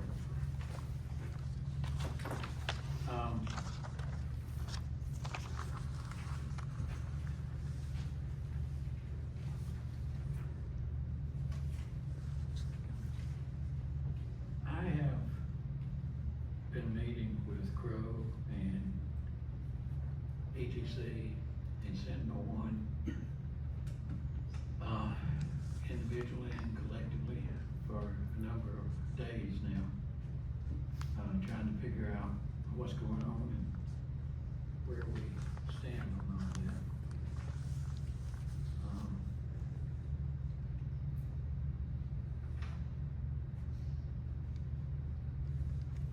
No, just a second. Okay.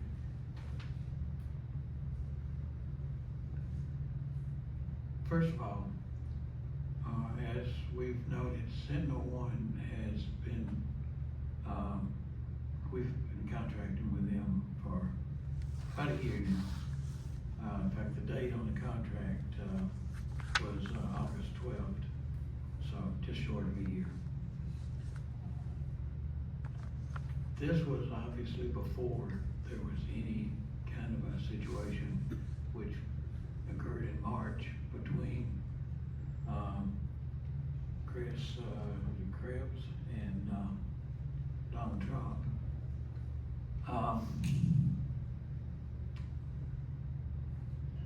So we already had them at that time. This is not something that was a consideration when we first contracted with them.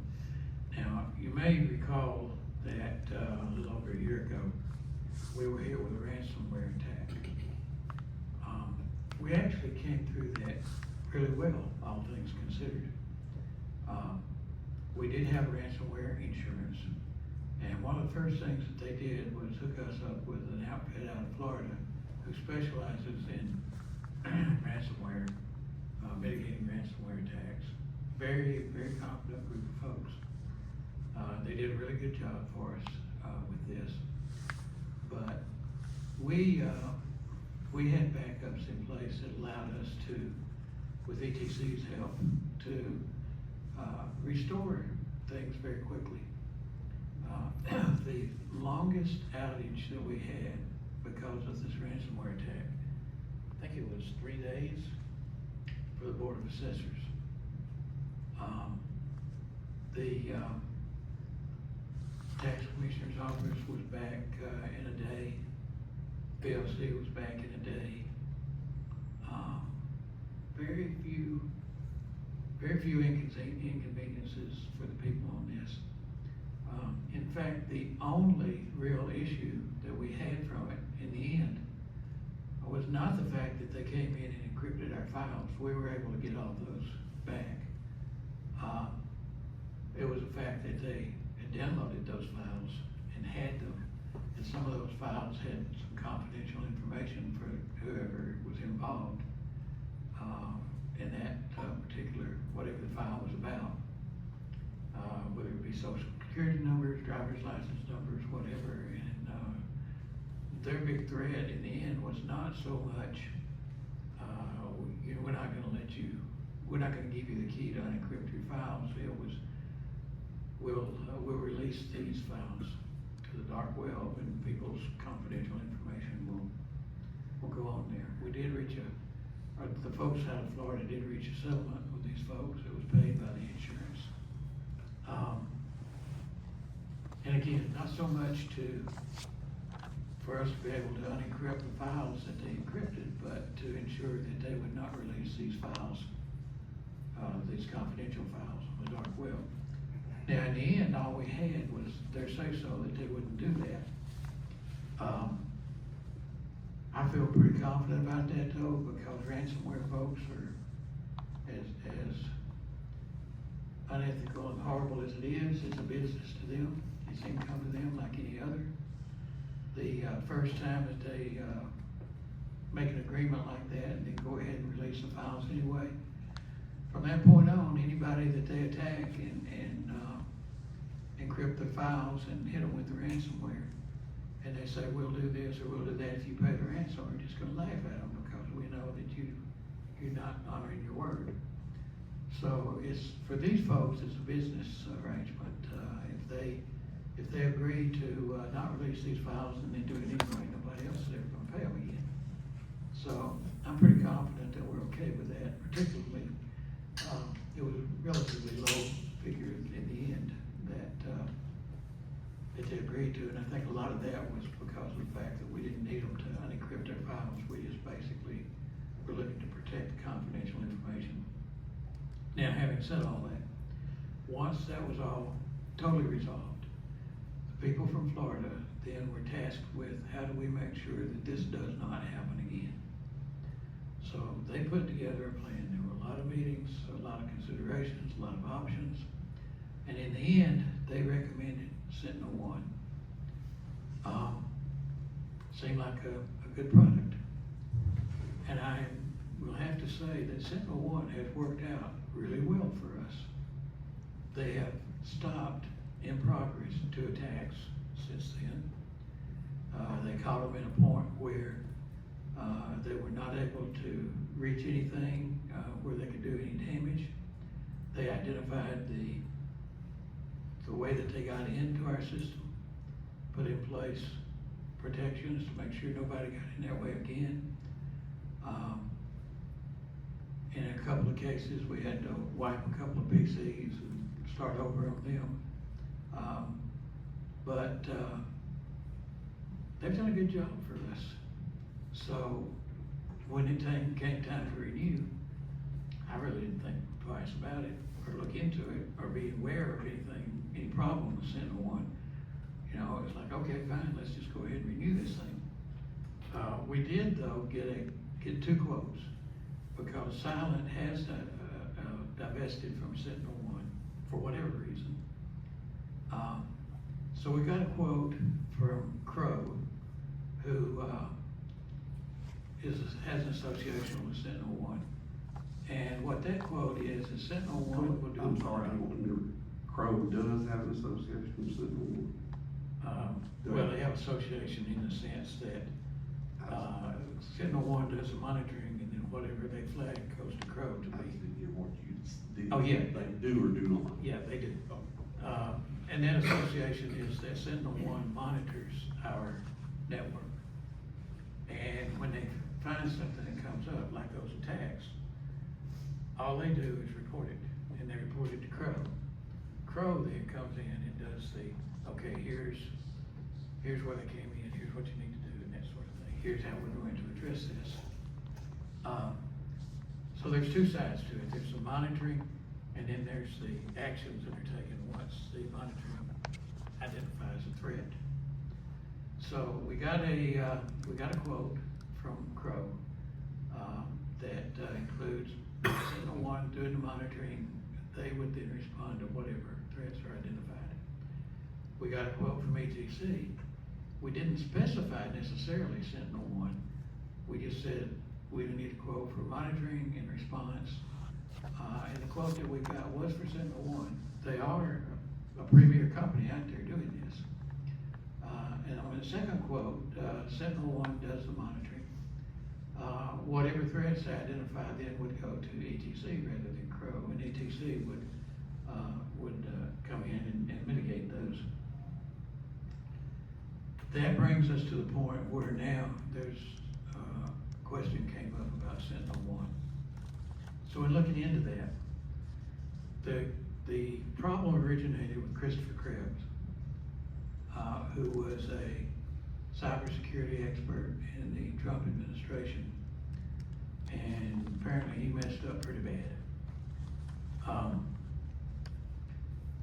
Let me preface that by saying before this all happened, came down in March, Krebs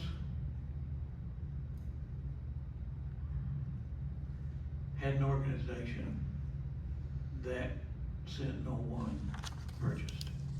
So Krebs came into Sentinel-1 that way.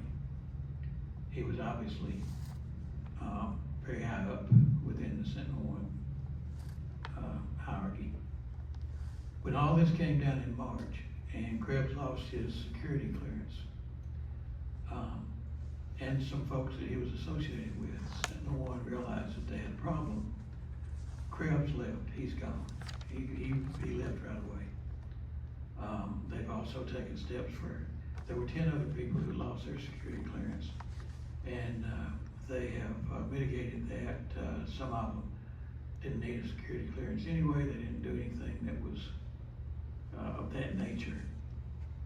So Sentinel One did what they felt was necessary to sort of cleanse that, which was primarily Krebs leaving. So in terms of what Sentinel One will tell you now, yes, there was an issue. It was primarily with Christopher Krebs. He's gone. Any leftovers have been taken care of. It's not a problem anymore. Now, I have confirmed that, yes, Christopher Krebs, in fact, is gone. He is no longer part of Sentinel. Everything else is basically what they're telling us. I've also, in conversations with Crow, tried to determine who would be a good alternative to Sentinel One.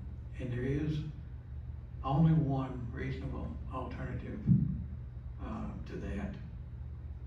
They would be pretty much as good as Sentinel One, but it's more expensive. Given how this all came about, and in terms of election interference or social media interference, personally I'm one that thinks if social media had a gun put to its head today, the country would be better off. But that's just me. It has nothing to do with anybody in particular. That's just me and social media. I don't know about that. As far as election interference, in my mind, the only real election interference would have to come from another government trying to influence people with lies or with problems in the way the election is maintained, such as, for instance, the machines that we use, which are pretty much under attack all the time. That is not going to change. That needs to change. And I think the Secretary of State's office after this next election was going to change it. But I'm also pretty sure it's not going to change before then.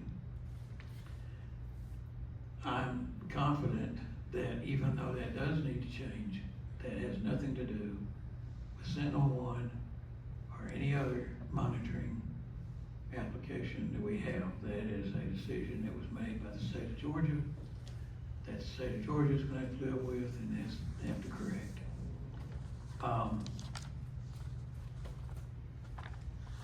So I've looked at both proposals. I've looked at the possibility of going with somebody other than Sentinel One. Given all that, it's going to be my recommendation that we continue with Sentinel One because they're proven. They've done the job for us. It will be further my recommendation that we go with the ETC quote, which we've already discussed, and that I think hasn't changed. The only real consideration on that was whether or not we stuck with Sentinel One. So I think that we need to stick with Sentinel One, and I think we need to accept the ETC quote. Their quote includes all the licenses for Sentinel One, they will do the monitoring. Crow is out of it, Silent is out of it. They will report what they find directly to ETC, and ETC will then decide what needs to be done to correct the situation. So with that, I'll open the floor for discussion. I've got a couple of questions. Crow is the second tier, and they're not going to be any more? Not if we accept the ETC. Okay, all right. Otherwise, there would be. In a response to you that you provided to us, Crow said they were agnostic about what vendor Correct. came in.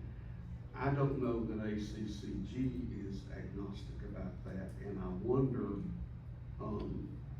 how they feel about it, given that they're providing the insurance for it. And I also wonder how many other counties are using Sentinel-1. I'm leaning toward very much agreeing with your recommendation, because you know more about this than certainly I do. I mentioned, and those are good questions. I have not consulted ACCG. And I didn't think about the insurance part, but thankfully we have an insurance professional here. But, I think those are answers, well, I was gonna say they were answers I can get before tomorrow night. I don't know if they're answers I can get before 2 o'clock tomorrow, but let me try. So I'll see if I can come up with those. I'd be willing to go along with your recommendation, especially since they're proven and have. And Charlie, the other, company that would work alongside ETC that is more expensive, and that's something that ETC, they would work with them also, if we chose to go? Not with this, that would be if we chose to use Crow and Sentinel-1 rather than ETC and Sentinel-1. Oh, I see. They're two quotes. The first one, ETC is not involved. Sentinel-1 does the monitoring. Any threats would be, given to Crow to handle. And the second one, Sentinel-1 would do the monitoring, and any threats would be given to ETC to handle. So, in that situation, Crow would be out of the picture. Okay. I'm going to reiterate what we said when we talked about this in our June meeting, that it's reassuring to me to have local people involved in it. Yes. Who can advocate for us and provide close by assistance. Okay, I said I'd give you an opportunity to talk. Thank you.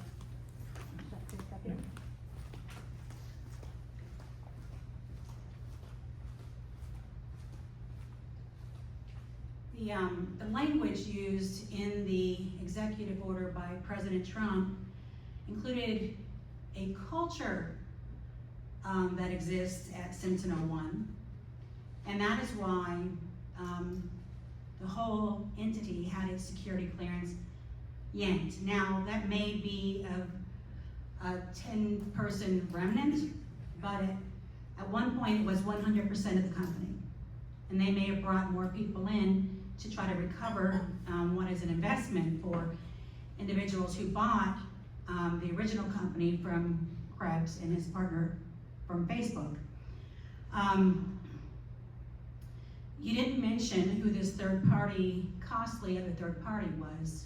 I don't believe. You mentioned Crow, but you didn't mention who this other one was that you didn't think was a good idea because it would be costly. Can you tell me who that one is? It's Citizen something. I can get that for you. I don't remember it offhand, but that was, Crow made a comment that they were agnostic on monitoring, meaning they weren't married to Sentinel-1, but this was the only other recommendation that they felt they could make.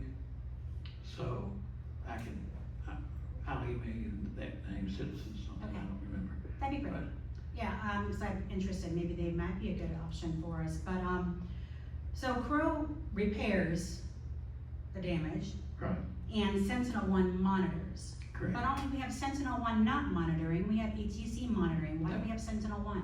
No, that quote continues to have Sentinel-1 monitoring, but whatever threats they find, they would refer to ETC to handle. Just like right now, Sentinel-1, under the Crow contract, Sentinel-1 does the monitoring, but whatever threats they find, they would refer to Crow to handle. So Sentinel-1 only does the monitoring, they don't do any sort of mitigation for what they find. In this case, the decision is it referred to Crow or is it referred to ETC to handle? What is ETC's experience in cyber attacks and ransomware? Well, ETC has a networking group that we've contracted with for as long as I've been here, that has maintained our security, so. I do Who was believe- that? I'm sorry? Who was that? The person I work with is Greg North, but, I don't know what, they actually call that department, but, we just call it ETC. So whenever we have any kind of server problems or anything like that, or PC problems for that matter, we have a contract with ETC for that, we call them. When the ransomware struck, for instance, we had to totally rebuild our network structure, and ETC is the one that did that. Now, they did it in cooperation with this group out of Florida, but they know their stuff and they did it. So I'm confident that the people in ETC have the expertise to do that. So. Well, I just struggle to believe that our local telephone and cable internet provider possess the requisite skill set to combat a global attack or assault on our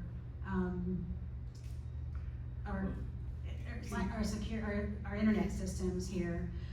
As you mentioned, there have been 2 attacks already. Yeah. You bragged on Sentinel-1 successfully thwarting those, but Sentinel-1 in itself has had its own attacks that it has failed to defend against. So it is not the perfect situation that you're presenting to the citizens of Gilmer County, and you are presenting it to us because it is our data that's at risk. And the fact that you have local monitoring, Jesus, who's listening in on my conversations? How much information will they have locally? I just want to. I'm not being paranoid here.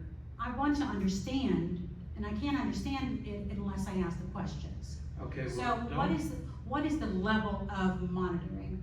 Is that tuning in, or is that just looking for movement and activity in the systems? Well, first of all, when you say local monitoring, under either of these options, it wouldn't be local. The monitoring would be done by Sentinel-1.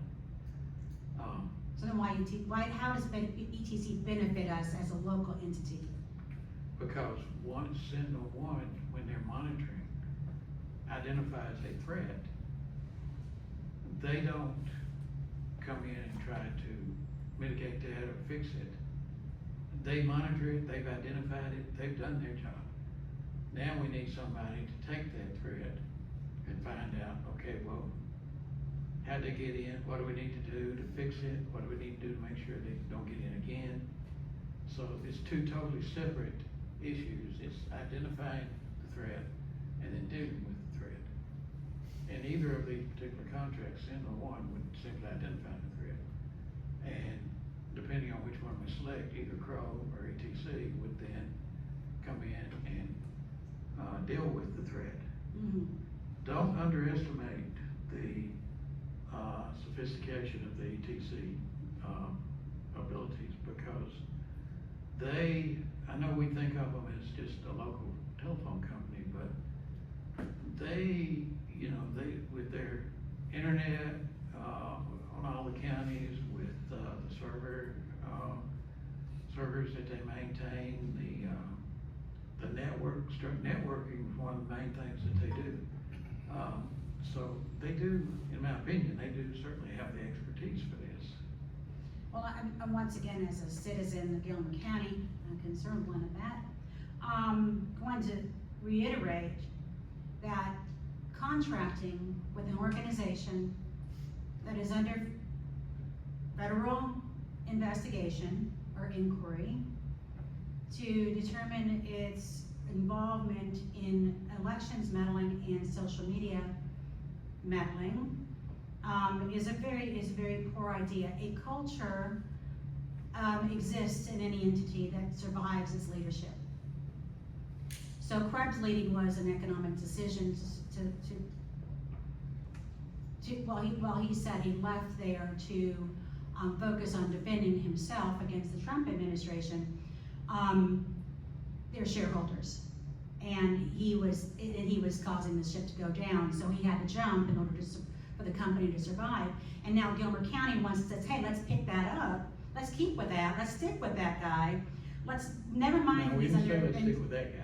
Well, let's stick with that company. Never mind that they're under federal indictment. Never mind the culture. They're not under federal indictment. sorry, I misspoke, investigation, that is ongoing. Never mind the culture that probably, survives his presence in that company. Let's go ahead and, stick with him, and let's not just that, but let's just not go with a Crow or this, Citizens, if that's the name of it. Let's stick with, ETC, who we think can handle it.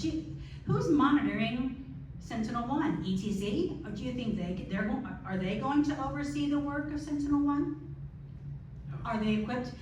Can they catch a misconduct by Sentinel-1? What is their experience? ETC is a fine company, but this citizen here needs a little more convincing that our local telephone company and cable provider has the ability to do what the federal government was unable to do, which was to monitor the actions of Sentinel-1. They got through, they did the work, they meddled in elections, they allegedly. And they did it under the nose of President Trump in his first term. And now here we are again, and we're saying, hey, let's ignore all that and let's invite them in because we got a local party involved.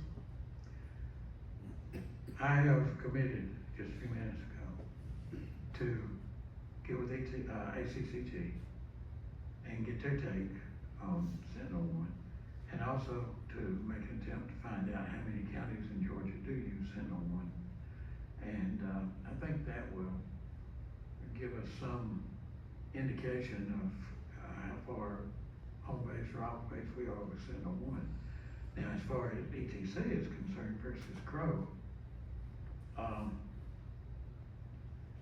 ETC being local, in our opinion, will be more responsive than somebody a few states away. I don't know how long ETC has been responsible for our network and computing. It was them when I got here, and it's still them.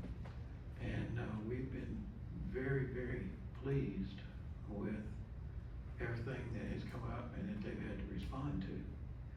I don't know what you can substitute for almost 11 years of, they've done an admirable job for us. And we didn't even have fiber until a couple years ago, so I wouldn't call them highly advanced in their technology over there. Well, that's your opinion. But that's my opinion, and I'm sticking with it. So Crow is out of the picture, so now we have ETC working with Sentinel-1 to monitor, and we have ETC repairing, is that correct? That's correct. So they would do everything. So really, we're Sentinel-1, what do we have Sentinel-1 here in the picture for? To every PC and every server in this county has the Sentinel-1 software installed on it. What Sentinel-1 does is monitor all those 200 some odd entities to ensure that there's nothing coming across that's could be damaging to us, that could be a threat. So that's what they do, is they monitor a little over 200 pieces of computing equipment, servers, PCs, and so forth, to identify any threats that they see on there. And if they do, then it would be turned over to ETC. So the software belongs to Sentinel-1. Correct. The monitoring and repair is ETC. No, not the monitoring. Well, you did say monitoring earlier, that they would monitor. Okay. And then you did say earlier that they would repair, so. I'm sorry, let me be very clear then. Only Sentinel-1 does monitoring, ETC would not. As long as Sentinel-1 doesn't identify any threats, ETC doesn't have anything to do. If Sentinel-1 in their monitoring identifies a potential threat, they then would send that to ETC. At that point, it's ETC's job, or would be, to identify the cause, what needs to be done to correct it, what needs to be done to prevent it in the future, to take action. So you've got monitoring and you've got, for lack of a better word, let's say repair. Only Sentinel-1 does the monitoring, and that's all they do is the monitoring. Any threats are identified, ETC does the repair. And that's all they do. They don't do the monitoring. They just repair what threats are identified during the monitoring. And that's just writing encrypted patches? I'm Is sorry. is that what ETC is going to do, is like create a patch and encrypted patch and kind of put it in there to block the access? I mean, I don't, Well, I mean, I don't, that I might guess be I a just, solution. I view ETC as being a little more, rural in its approach to, than say, Silent was. But it's for been my instance. experience, so over the last 11 years nearly, that I view as being very confident and I'm not gonna, I don't know if sophisticated is the right word, but, they're on top of things. And I don't know that there's anything that comes along that ETC would kind of say, well, gosh, I don't know what to do about that. Now, when you say in terms of putting in a patch or whatever, that may be, depending on what the threat is, that may be what they do. It could be replacing a piece of hardware, it could be, you name it. In the last couple of situations, both of those came into play.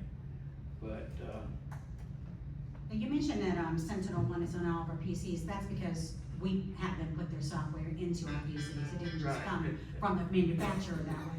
we You did guys that. paid, right, you all had to put their software in all of our computers. We and did, that was it.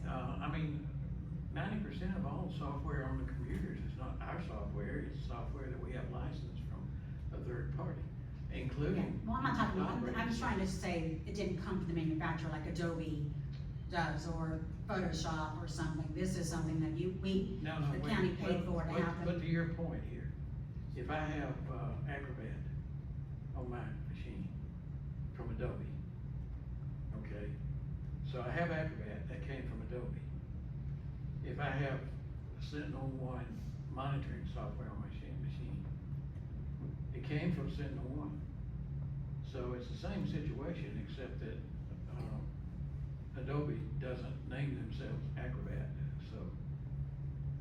Yeah, we have Sentinel-1 code software from Sentinel-1. Right. Just like I have We purchased Acrobat that. software from Adobe. And we purchased that software, we purchased that service from them, and they partnered with Silent, and that's what gave us Well, we Silent- covered our systems, and that was back last year, and here we are fast forward, and now Silent doesn't, just to kind of finish up here, so I don't want to belabor this further, now Silent has said, we're going our separate ways from Sentinel-1 for whatever reason. Let me ask you this. And now we're saying ETC is a good replacement for, Silent, and I just don't feel confident in that, I'm But sorry. there would be a replacement for Crow, but, Well, let me ask you this. Silent is who we have now. Well, no, we have Silent and Crow now. We did have Silent and Crow. Silent's out of the picture now. Now we simply have Crow and Sentinel-1. But originally, there was Sentinel-1 and Silent were kind of partners, and then we had Crow. Now Silent's gone. It's Sentinel-1 and Crow. But let me ask you this. You've indicated that you don't have proper confidence in ETC's capability and so forth. Would you give me an idea of what your IT background is?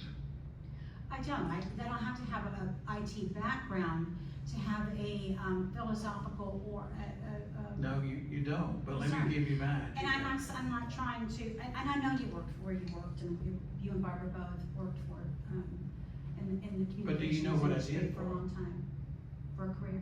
Do you know what I did for them? I imagine if you worked there for 20-something years, you were executive of some sort. Okay, I was in charge of nationwide computing in 26 cities, including security, data center operations, and so forth.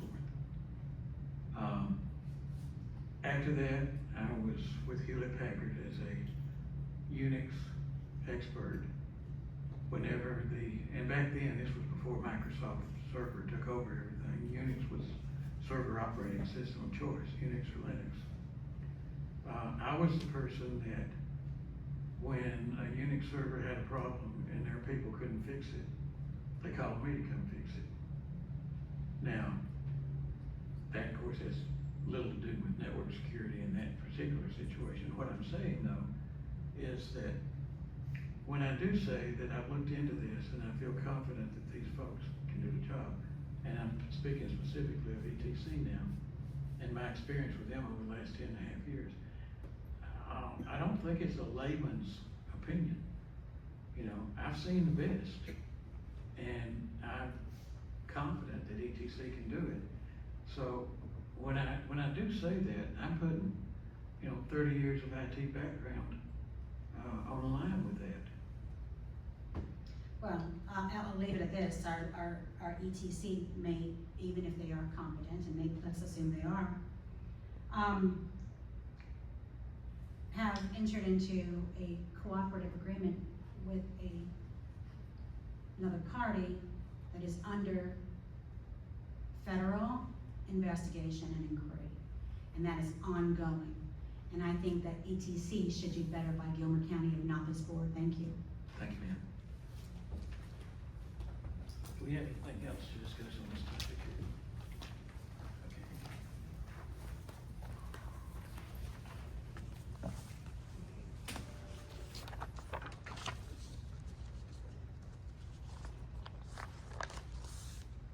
All right, I do have a need for what I hope is a short executive session.